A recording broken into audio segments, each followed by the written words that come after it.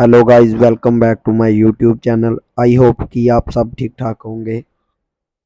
जैसे कि आपको पता है, तो वाईटी स्टूडियो में साउंड कहाँ से मिलती है, जो यूट्यूब की ओरिजिनल साउंड है वो कहाँ से हम ले सकते हैं। चलो अब आपको बताते हैं। पहले आपने अपने गूगल क्रोम पर सर्च करना है वाईटी स्टूडियो।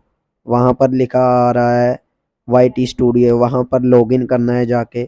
और उसके बाद वहाँ पर आपको अपने चैनल की डैशबोर्ड शो होगी और वहाँ पर एक आपको नीचे दिया गया है बटन, वहाँ पर आइकन नज़र आएगा, वहाँ म्यूज़िक का आइकन नज़र आएगा, वहाँ पर आप क्लिक कर सकते हो। उसके बाद क्लिक करोगे जब आप, उसके बाद ऊपर वहाँ जितनी भी साउंड है वाईटी स्टूडियो में वो चल जाएगी। वीडियो अच्छी लगे तो वीडियो को लाइक कमेंट शेयर और चैनल को सब्सक्राइब करना ना भूलना। मिलते हैं फिर नेक्स्ट वीडियो में। धन्यवाद।